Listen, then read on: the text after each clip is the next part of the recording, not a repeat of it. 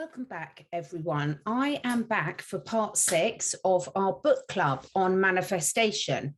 So as you all know by now, I am reading through this wonderful book, Manifest, 7 Steps to Living Your Best Life by Roxie Nafousi. And what I've been doing is going through section by section and just reading through and putting in a bit of my comments to just add to it, really, in terms of what it raises for me. Now, the reason that I've started doing this book, as I've already said, I would hope if you're watching this number 6 video, you will go back and watch videos number 1 to 5 first, because we are going through the book in order. But of course, you can feel free to dip in at any time.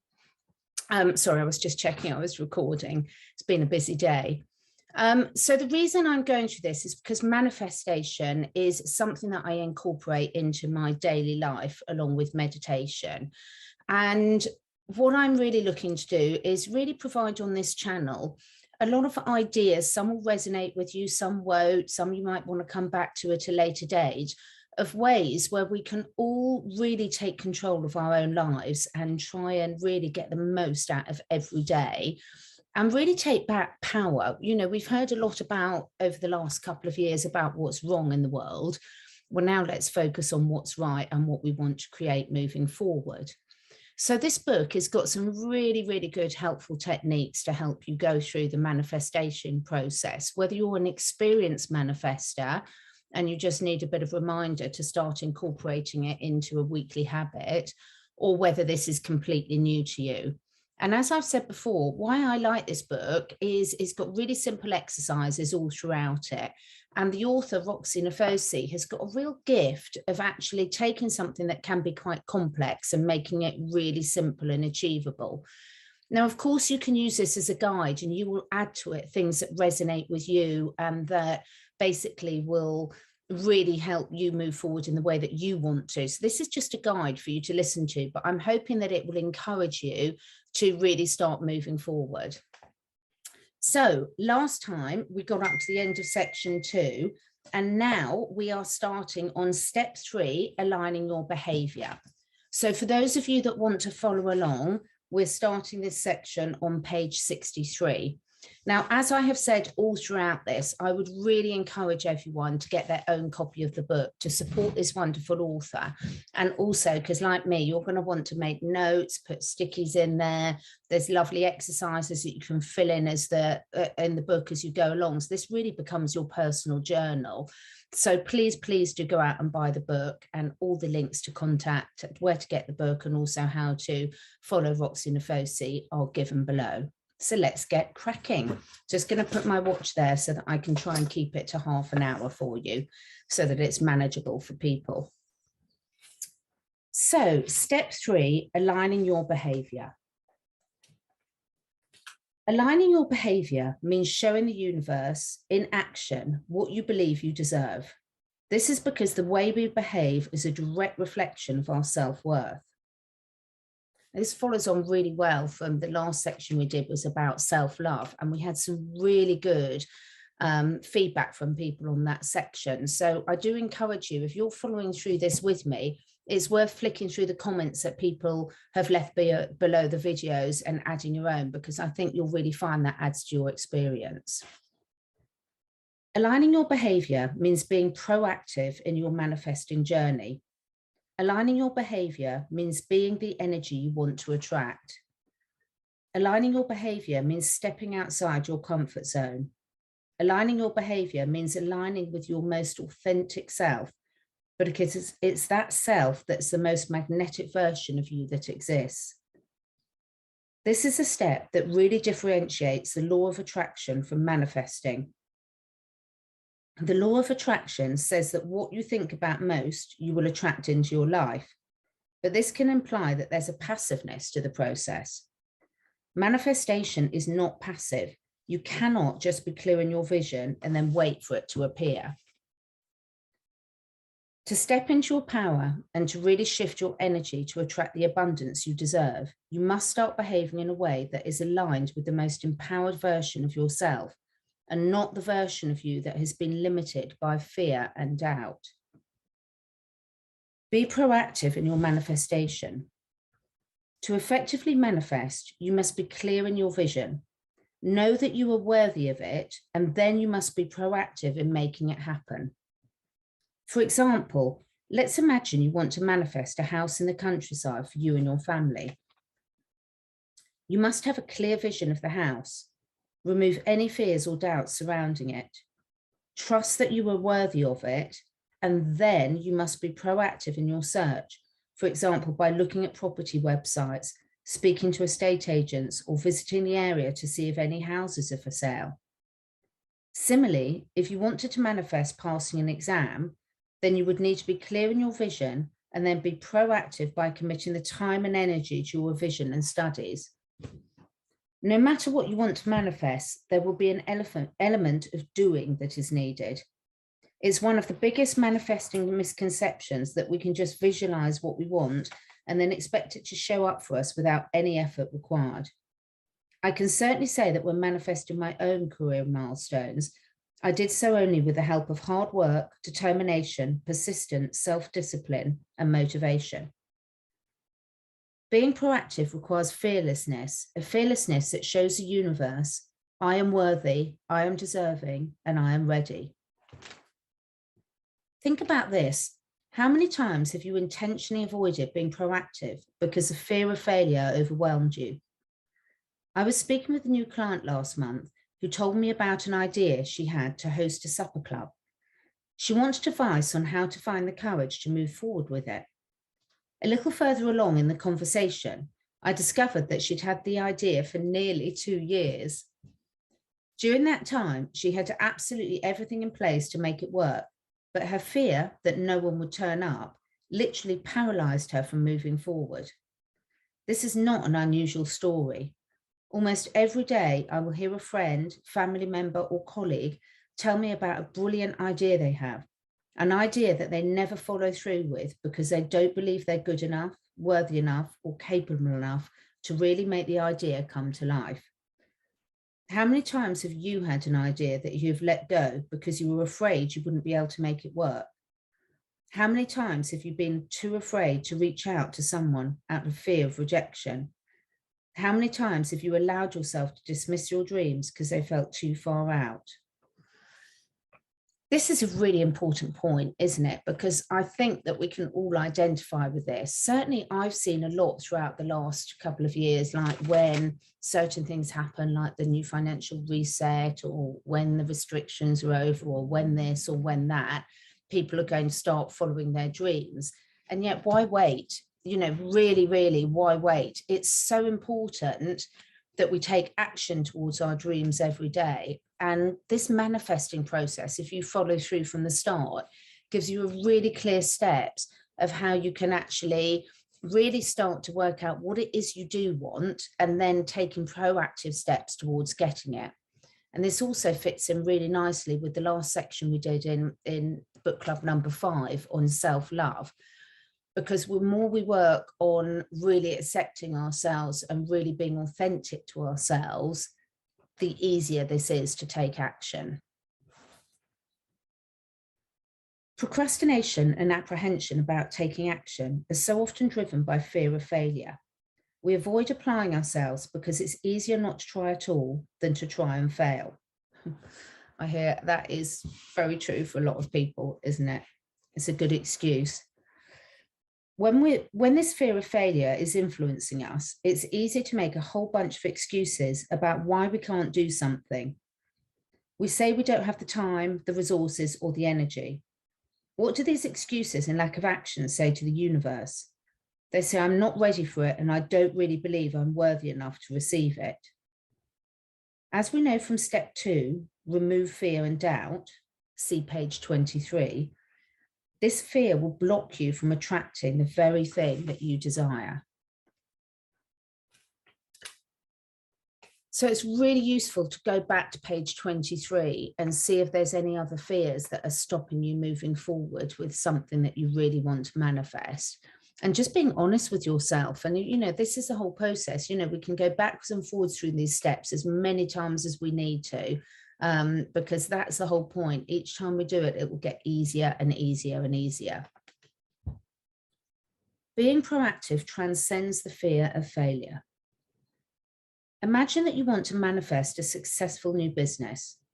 Let me show you the difference between behaving in a way that is limited by fear and doubt, version A, and behaving in a proactive way that is aligned with your vision and transcends fear and doubt, version B. Version A, your fear of rejection prevents you from reaching out to new clients. Your fear of judgment stops you from marketing yourself online. Your doubts stop you from investing adequately into the business. And your fear of failure binds you from seeing potential opportunities and prevents you from taking risks. You behave in a way that keeps you trapped in your comfort zone without the potential for real growth and expansion. It's a bit of a depressing scenario, isn't it? Let's look at version B. Version B, you reach out to potential new clients. You promote yourself on every platform. You ask for advice from mentors. You're proactive in finding people to collaborate with. You see potential opportunities and grasp them.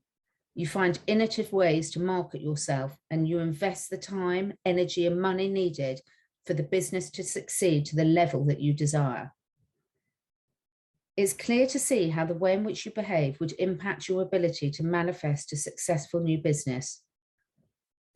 The person in version B will be proactively reaching their goals and, in doing so, will be much more effective in manifesting their dreams than the person in version A.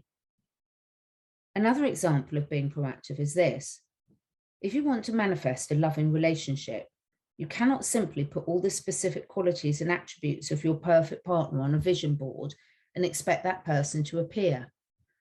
To manifest them into your life, you must align your behavior accordingly. This would mean, first and foremost, treating yourself with the level of respect and love you want to attract. That is by cultivating self-love. It would then mean being open to and proactive in creating opportunities to meet someone, whether that's joining a dating app, accepting offers set up by a friend, or simply going to more social gatherings.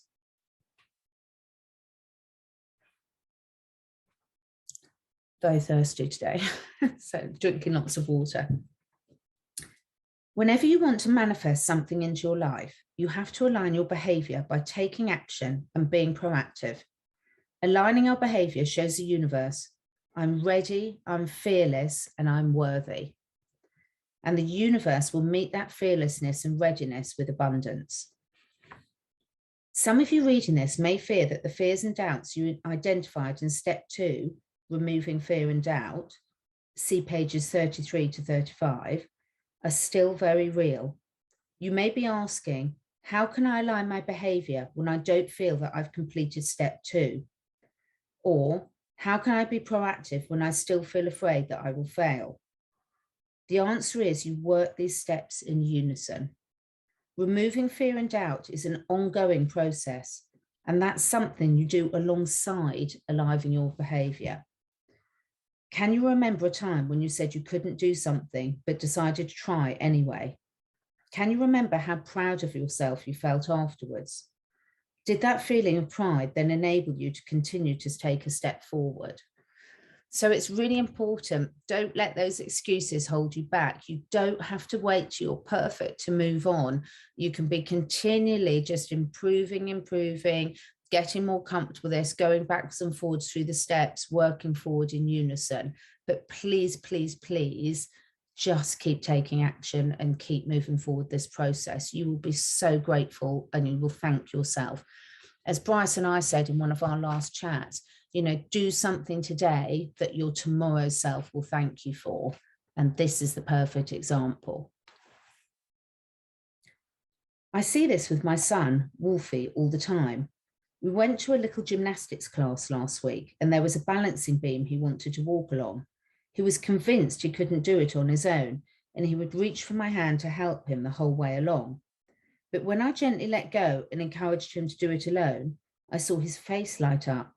He was so proud of himself. The next time he walked along the balancing beam, he looked at me as if to say, "Don't worry, Mum, I've got this." This is how you behave in a way that transcends your fears and doubts. You do something despite feeling afraid. And in taking action, you build your self-belief and self-worth, which in turn drives your manifesting power and helps you to continue to take action going forward. It's an upward cycle. Essentially, you just need to feel the fear and do it anyway. I see Coco, the cat's joined us in the background. She always loves joining us when we're doing this. So remember that, feel the fear and do it anyway. And you will be so pleased with yourself when you do, I promise you. You know that saying, fake it until you make it? Well, I heard a better version that made much more sense to me and fits perfectly with this step. Fake it until you become it. I really like that. Sometimes we just have to take a leap of faith and trust that by acting in ways that are aligned with the idea of who we want to be, we will take ourselves closer to becoming it. Remember, back in step 1, be clear in your vision, see page 14, I said that one of the most important questions you can ask yourself on the manifesting journey is, who do I want to become? When we have clarity on this person, on the most empowered version of ourselves, we can begin to behave in ways that aligns with us from this very moment. To give you an example, I have a friend who for many years wanted to work as a life coach to help other men on their healing journeys. He had completed a coaching course and spent most of his spare time helping people around him, but he held a great deal of fear about turning this into a profession. He didn't trust that his experience and understanding had enough value to deserve payment, so he avoided letting anyone know he was a certified coach and never risked exposing himself to failure. After I'd spent some time working through this with him and introducing him to the world of manifesting, he decided to start faking it until he became it. I said to him, if you're already a successful coach, what would you be doing with your time? How would you be marketing yourself and what action would you take? He gave me a list of things that he could think of. Then I told him to go ahead and do them. Within days, he had set up an Instagram page as a men's coach, connected with other men in the industry, began creating self-development content, advertised his own one-to-one sessions, and kept himself open to any and every opportunity that presented itself. Over the course of 12 months, slowly but surely, he built up his presence in the wellness industry, created a loyal and engaged community of followers, was working with clients every single week, and had hosted a free webinar for men in which he had put together a panel of 8 influential men's mental health experts. By aligning his behavior with who he wanted to be, even when he was unsure of it himself, the universe rewarded him. Sometimes we just have to fake it until we become it. Note, for anyone suffering from imposter syndrome, fake it till you become it can be a great phrase to return to. When we start a new career or throw ourselves into something unknown, we can experience self-doubt that tells us we aren't qualified, skilled, or knowledgeable enough to do what we're doing. This is totally normal, and there aren't many people who haven't felt this way. Remind yourself that by aligning your behavior, you can step into the most empowered version of yourself from now. With time, you will start to accept and believe the truth that you are deserving of the position, that you are enough, and that you are worthy of thriving. Here's an exercise that can help you identify some of the ways that you can align your behavior with your manifestation by being proactive and taking action. So this exercise is on page 70 of the book. And I know the lighting's not very clear, but you don't need to read the words. You just need to see that there's plenty of space for you to do these exercises within the book if you so believe. So exercise, behave the way your future self would. This is going to be fun. I want you to take a moment now to imagine your future self. I want you to really sink into this exercise and fill your visualization with details. Imagine the version of you that's the height of your manifesting powers and has drawn in all that you could want within your life. Make it feel as real as possible, bringing your most magnificent self to life. Now, of course, the beauty of YouTube is when you're doing these exercises, you can just pause this at any time whilst you actually do the work, and you must do the work. Now, ask yourself the following questions. How do I behave? What do I do to live in such a self-loving, empowered, and magnetic way?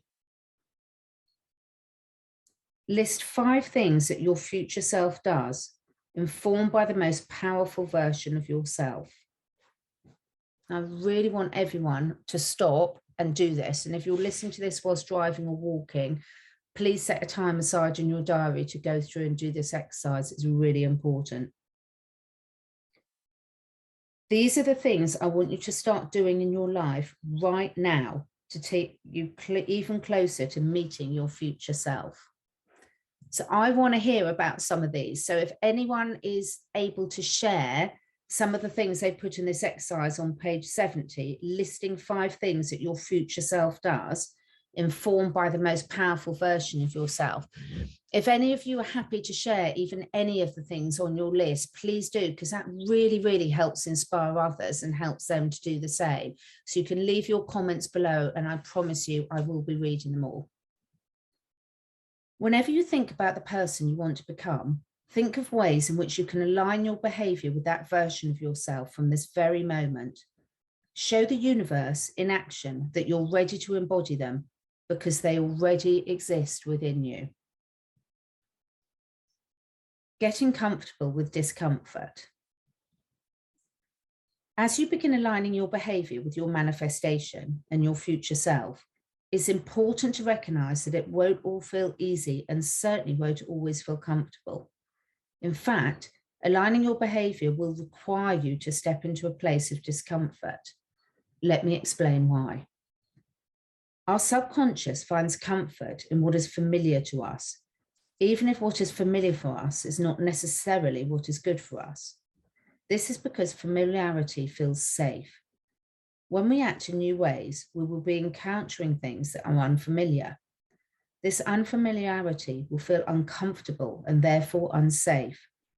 It will feel so uncomfortable that our subconscious will desperately try to pull us back into what it used to be, into what it's used to, so that it can feel safe again.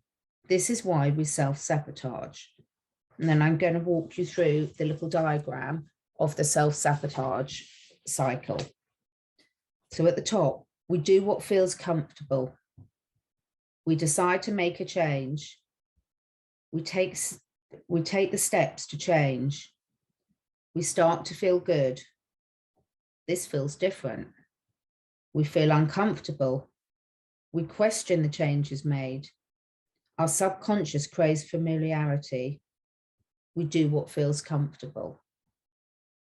And that diagram's on page 71. For example, let's imagine you are someone who has always taken a back seat or shied away from the spotlight. You've essentially cast yourself in a supporting role in the story of your life. After years of living like this, that is simply where your subconscious will feel most comfortable, when you hide in the shadows of others. So when you decide to make a change and say, now's the time to step into my light, to show the world what I have to offer, and finally be the protagonist of my own story, your subconscious will panic and will try and pull you back into comfortable territory by encouraging you on a subconscious level to self-sabotage. It might do this by sabotaging opportunities for you to speak out or be seen or heard, or by subconsciously encouraging you to surround yourself with people who bring you down or whose energy will overshadow yours. I had a friend who was trying to become more confident when meeting new people. She signed up to a parent-baby group that she began going to every week, and being able to meet and connect with other new mums was really helping her to build her self-esteem. She seemed to be making an internal shift, but then, a couple of months later, I realised that she hadn't gone back to the meetup in weeks. Every time she arranged to go, something would coincidentally come up. For example, she would have double booked, or she would suddenly feel too tired, or she would find herself unexpectedly busy on the day. I told her that all of this was subconscious self-sabotage at play, and only when she could recognise that could she begin to move forward. Another example might be that your goal is to feel healthy, energized, and physically fit. Your vision is clear and you see yourself waking up with energy and vitality and feeling fit enough to play outside with your children for hours on end. To reach this goal, you will first have to be proactive in changing your behavior. For example, instead of making excuses not to exercise or to overindulge in food, which makes you feel sluggish, you will have to commit to an exercise routine or to make healthier, more nourishing food choices. In other words, you have to be proactive by taking action. After doing this for some time, you will begin to see and feel difference. Your confidence will begin to grow. This is when your subconscious will panic. It doesn't care that you are feeling good. It just cares that you feel different, and different for your subconscious doesn't feel safe. So it will encourage you to self-sabotage by convincing you to binge, to skip your workouts, or to give up on your goals altogether. Sound familiar? So have a think about that. How familiar does that sound to you? Is that something that you can recognize in yourself? Because the importance of going through this process is to be really, really honest with ourselves and realize that, you know, the very fact that it's in the book means that it's something that a lot of people will recognize and discover. So being honest and then being committed to change that is really going to help you experience life at a completely new level. I certainly find myself trapped in self-sabotaging cycles all the time. I was so comfortable in feeling sad, alone, and full of self-loathing that every time I committed to making changes and started to feel better, I would self-sabotage with food, alcohol, drugs, cigarettes, and toxic relationships. It was only when I became aware of what my subconscious was trying to do that I was able to overcome the urges to self-sabotage and instead to stay focused on where I wanted to be. I could then sit through the discomfort until I established a new familiarity, and that is how you create real and lasting change. Whenever we enter a period of transformation and we begin to align our behavior with what we want to attract into our lives, we must simultaneously expect a period of discomfort and then make a conscious commitment to accept it and sit through it. We must resist the urge to self-sabotage, and we must learn to live in this new empowered place until it feels like home.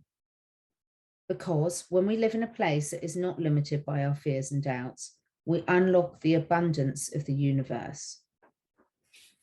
So I'm going to finish there for today because I want to keep these short and manageable to people that are busy. Of course, if you've got more time, you can listen to several of them at once or go back and re-listen to some of the earlier ones to remind you. So we are now up to page 73. And the next thing we're going to move on to in the next session is stepping out of your comfort zone. So thank you so much for listening in with me today. I really, really want to hear how you're all getting on. I'd love to read the comments. I love to see you all encouraging each other. And as I said, it's absolutely fine if you're losing track a bit. I mean, some people, we're going through this sort of week by week, but equally, some people might want to leave it and do the whole lot in much quicker succession. You can go back and re-listen, because the more you re-listen, the more these habits will become ingrained in you and the easier it becomes. So please do let me know how you're getting on.